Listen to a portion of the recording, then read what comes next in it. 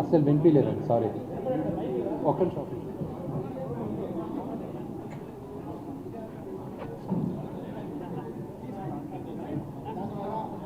అంటే ఇది ప్రజాస్వామ్యంలో ఎవరైనా మాట్లాడచ్చు, తమకు జరుగుతున్న నేను నచ్చకపోతే నా పైన మాట్లాడచ్చు, ప్రెసిడెంట్గా మాట్లాడచ్చు నా పైన అగైనిస్ట్గా. ఇప్పుడు ఈయన వైస్ ప్రెసిడెంట్గా మీకు నచ్చలేదు, ఈయన పైన మాట్లాడండి. కానీ అసోసియేషన్ ఇప్పుడు కంట్రీ పైన అగైనిస్ట్గా మాట్లాడితే ఇట్ ఇస్ సెడేషన్. కరెక్టా కాదు? నా జస్ట్ డ్రాయింగ్ ప్యారలల్స్. కంట్రీ పైన ప్రైమ్ మినిస్టర్ని మీరు వ్యతిరేకించండి, చీఫ్ మినిస్టర్ని వ్యతిరేకించండి, ఎమ్మెల్యేని వ్యతిరేకించండి. That's not an issue. కంట్రీని వ్యతిరేకించకూడదు.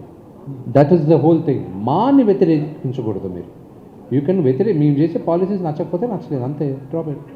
అంటే కొన్ని సమస్యలు మా అసోసియేషన్ వల్ల సాల్వ్ కానప్పుడు ఏంటంటే వాళ్ళు తమ నిరసన వ్యక్తపరుస్తుంటారు, అది మీడియా పరంగానే వస్తుంటుంది. సో అలాంటి టైంలో ఇప్పుడు మీడియాకి రావాల్సిన అవసరం ఏంటి? అంటే అసోసియేషన్ ఒకవేళ వినకపోతే వాళ్ళ సమస్య పట్టించుకోకపోతే వాళ్ళు బయటకు వచ్చి మీడియా ద్వారానే కదా సార్. ఎందుకు అక్కడ మాకు మా డిఆర్సీ కమిటీ ఉంది, మాకు కరెక్టా కాదా అని తెలుసుకొని మేము చేసుకుంటాం కదా, లేకపోతే లేదు కదా. ఏజిఎం ఉంది, ఎవ్రీ ఏజిఎంలో అందరి ముందు అందరూ మాట్లాడుకోవాలి కదా, అందరూ ఇది చేయాలిగా. It's regular thing. ఒకవేళ ఏజిఎంలో అందరూ వచ్చి నేను చేసేది తప్పు అన్నారంటే I have to agree to that AGM. And plus everybody can call me. ప్రతి ఒక్కరు బర్త్డేస్కి మేము ఫోన్ చేసి మాట్లాడుతున్నాం, అండ్ వాళ్ళకి ఏమైనా సమస్యలు అయితే నాకు ఫోన్ చేస్తున్నారు. సో వేరే all like a family.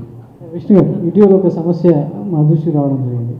Shooting లొకేషన్లో కొంతమంది అంటే ఆర్టిస్టులు, అంటే వేరే సినిమా కావచ్చు, లేదంటే మన తెలుగు సినిమాలు కావచ్చు, కొత్త వాళ్ళు యాక్ట్ చేస్తున్నప్పుడు, లేదంటే అనుభవం ఉన్న యాక్టర్స్ యాక్ట్ చేస్తున్నప్పుడు మీకు మెంబర్షిప్ ఉందా లేదా అనేది కొంతమంది వ్యక్తులు వెళ్ళి వాళ్ళని చెక్ చేసి ఒకవేళ లేకపోతే దౌర్జన్యం చేస్తున్నారు అనేది ఒక కంప్లైంట్ వచ్చింది. సో దీని మీద మీకు ఏమన్నా ఫిర్యాదులు ఉన్నాయా? అంటే ఈ ఐడియా చాలా బాగుంది. I implement this idea. ఇప్పుడు దాకా జరగలేదు, but I love that idea. ఎక్కడ మన మానిక్ బాయ్, మీరే ఇన్ఛార్జ్ దీనికి.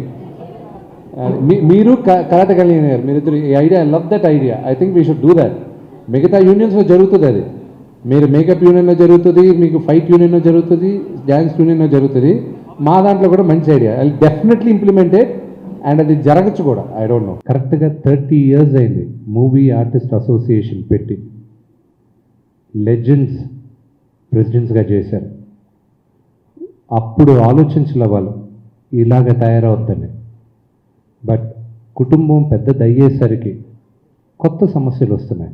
ఇప్పుడు నేను తీసుకొచ్చిన రూల్స్ మేబీ 10 yearsకి పనికొస్తాయి. దాని తర్వాత ఆటోమేటిక్గా మార్చాలి.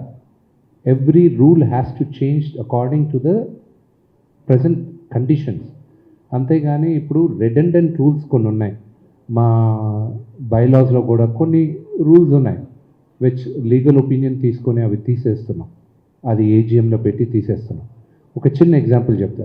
ప్రతి నెల 100 రూపాయలు కట్టాలి ప్రతి మెంబర్ అన్న రూల్ ఉంది. ఇప్పుడు నేను ఈరోజు ప్రెసిడెంట్ బాగానే ఉంది, రేపు ఇంకెవరో ఒక్కరు వస్తారు ప్రెసిడెంట్గా. ఇప్పుడు నాన్నగారి దగ్గర కానీ, బాలకృష్ణ గారి దగ్గర కానీ, నాగార్జున గారి దగ్గర కానీ వెళ్ళి మీరు నెలకు 100 రూపాయలు కట్టాలి అని కూర్చుంటారా? కట్టకపోతే తప్పు. So such rules which are not right. In spirit it can be good, but it's redundant. So అలాంటివి కొన్ని తీసేసాం. The reason of taking it off also making it strict. ఇప్పుడు పెన్షన్ స్కీమ్లో నేను చెప్పాను, ఇప్పుడు దాకా పెన్షన్ ఒక ఆర్డర్లో ఉండాలి, ఇలాగైతే ఇక్కడ ఒక కమిటీ ఉండాలి, స్క్రీనింగ్ చేయాలి, దీనికి అర్హులైతేనే మనం ఇస్తాం. ఎందుకంటే కొంతమంది డొనేట్ చేస్తారు మూవీ ఆర్టిస్ట్ అసోసియేషన్ ఫండ్కి, అండ్ వాళ్ళు డొనేట్ చేసిన ఫండ్ నాకు ఇష్టం వచ్చిన వాళ్ళకి ఇచ్చేయకూడదుగా, ఒక ప్రాసెస్ సెట్ చేయాలి. So I was given a task. Process లేని దగ్గర ప్రాసెస్ తీసుకొచ్చాను. That is what I did. Sir, మా మూవీ ఆర్టిస్ట్ అసోసియేషన్ ప్రెసిడెంట్గా అంటే అందరితో కలుపుకుపోయే విధానం ఒకటి ఉంటుంది. అంటే అందరినీ కలిసి కొన్ని ప్రోగ్రామ్స్ చేయాల్సి ఉంటుంది, లేకపోతే కల్చరల్ ప్రోగ్రామ్స్ కానీ, మీరు అన్నట్టు ఫండ్ రైజింగ్ ప్రోగ్రామ్స్ కానీ. అందులో మీ చొరవ ఎంతవరకు ఉండబోతుంది? ఎలాంటి డయాస్ని మేము చూడవచ్చు భవిష్యత్తులో? ఫెంటాస్టిక్గా చూడబోతారు. Next year you are going to see at least 3 events. And ఈ 3 ఈవెంట్లు ప్రతి ఒక్క నటీనటులు సహకారంతోనే జరుగుతుంది. ఒకటి ఆంధ్రప్రదేశ్లో జరుగుతుంది, ఒకటి తెలంగాణలో జరుగుతుంది, ఒకటి ఓవర్సీస్లో కూడా జరుగుతుంది. ఈ 3 ఈవెంట్స్ అయితే గ్యారంటీ జరుగుతాయి. అండ్ దీనికి ప్రతి నటీనటులు అటెండ్ అవ్వాలి, వాళ్ళకి చెప్పడం జరుగుతుంది. ఈ ఈవెంట్లు జరిగేటప్పుడు షూటింగ్స్ జరగవు, అది ప్రొడ్యూసర్స్తో మాట్లాడడం జరిగింది. వాళ్ళ సపోర్ట్ కూడా మాకుంది దీంట్లో. విష్ణు గారు, ఇటీవల ఒక నెల రోజుల పాటు సినిమా షూటింగ్స్ బంద్ చేసి ఇండస్ట్రీ బాగు కోసం కొన్ని నిర్ణయాలు తీసుకోవడం జరిగింది. అందులో మా అసోసియేట్తో కూడా నిర్మాతల మండలి చర్చలు జరిపి నటీనటుల పారితోషికాలు కావచ్చు, లేదా షూటింగ్ లొకేషన్లో క్రమశిక్షణ కావచ్చు, అవన్నీ కూడా చర్చించడం జరిగింది. నటీనటుల పారితోషిక విషయం అనేది మా అసోసియేషన్ ఎలాంటి నిర్ణయం తీసుకోబోతుంది అన్న సూచనలు చేసిందా?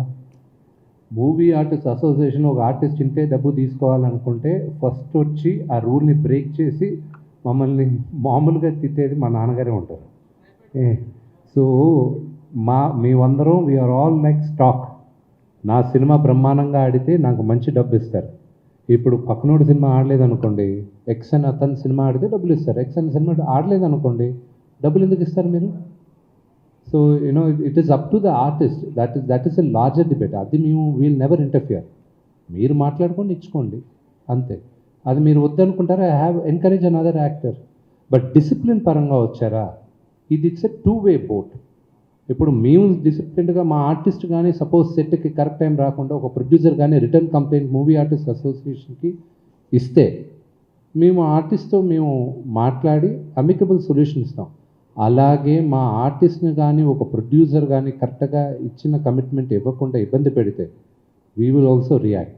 Movie artist association primary purpose మా ఆర్టిస్టులకి ప్రొటెక్షన్ కోసం, and that is our first job.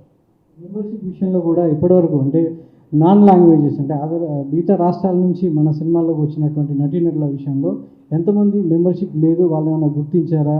So membership కోసం ఎలా ఇప్పుడు మీరు చెప్పినటువంటి కఠిన నిబంధనలు ఎలా అమలు చేయబోతున్నారు? వెరీ గుడ్ క్వశ్చన్ మీది. దీనికి ఏంటంటే ఫర్ ద ఫస్ట్ టైం ఇండియాలో ఉన్న మూవీ ఆర్టిస్ట్ అసోసియేషన్స్ అన్నిటినీ కలుపుకొని వెళ్తున్నాం. కర్ణాటక ఇండస్ట్రీలో సెక్రటరీ రాక్లైన్ వెంకటేష్ గారితో మాట్లాడడం జరిగింది. అమ్మ అసోసియేషన్ మోహన్ లాల్ గారితో మాట్లాడడం జరిగింది. అలాగే నార్త్లో కొంతమంది, నార్త్లో ఒక అసోసియేషన్ ఉంది, వాళ్ళతోనూ మాట్లాడడం జరిగింది. ఇన్ ద నెక్స్ట్ 3 to 4 monthsలో ఒక్క నడిగర్ సంఘం మాత్రం మాకు ఇంకా టచ్లోకి రాలేదు. మేము వాళ్ళతో టచ్లోకి వెళ్ళి అందరితోనూ అమికబుల్గా ఒక సొల్యూషన్ తీసుకొస్తాం. ఎందుకో చెప్తాను. పృథ్వీ గారు ఉన్నారు, మన ఇండస్ట్రీ మా మెంబర్ వైస్ ప్రెసిడెంట్ పృథ్వీ గారు. ఆయన తమిళనాడులో ఒక సినిమా చేయడానికి వెళ్ళినప్పుడు ఆయన వరుసగా ఏదో 2-3 సినిమాలు చేసేటప్పుడు ఆటోమేటిక్గా అడిగారు, ఆయన నడిగర్ సంఘం నుంచి వచ్చారంట, మీరు అసోసియేట్ మెంబర్షిప్ తీసుకోలేకపోతే మీరు ఊరికే వచ్చి ఇక్కడ యాక్ట్ చేయడానికి వీలు లేదు అని. అతను movie artist association vice president. అలాంటి మాకు కరెక్ట్గా ఒప్పందాలు లేని నేపథ్యంలో అక్కడ కూడా మెంబర్షిప్ తీసుకోవడం జరిగింది. ఆయన తీసుకోవాల్సిన, అలాగే ప్రతి ఒక్కరూ తీసుకుంటారు. ఒక 2 రోజుల క్రితం సముద్రగని గారు మాట్లాడారు, కన్నా నేను నాకు మెంబర్షిప్కి మా మేనేజర్ని పంపించాను, నువ్వు ఒకసారి చూసి అర్జెంట్గా మెంబర్షిప్ ఇవ్వండి. ఆటోమేటిక్గా అందరూ మెంబర్షిప్ తీసుకుంటారు. తీసుకోవాలి, వేరే దారి లేదు వాళ్ళకి. మెంబర్షిప్ తీసుకోకుండా ఇక్కడికి వచ్చి తెలుగు వాళ్ళు డబ్బులు తీసుకొని వెళ్ళిపోతుంటే ఊరుకొని ఉంటామా? ప్రొడ్యూసర్స్ ఎలాగో టైఅప్ అయిపోయి వాళ్ళని ఎంకరేజ్ చేయమన్నాం. ప్రతి ఒక్క యాక్టర్ యాక్ట్రెస్ వాళ్ళ దగ్గర ఉన్న వాళ్ళు కంపల్సరీ మెంబర్షిప్ తీసుకోవాలి, అది గ్యారంటీ జరుగుతుంది. ఇది కానీ ధిక్కరించారంటే ఒక్కసారి చెప్తాం, రెండోసారి చెప్తాం, మూడోసారి నుంచి మేము నాన్ కోఆపరేషన్ కాల్ ఫర్ చేస్తాం. బట్ ఆ సిచ్యువేషన్ ఈ ఇండస్ట్రీలో నేను ప్రెసిడెంట్గా ఉన్నంత వరకు రానివ్వను కూడా.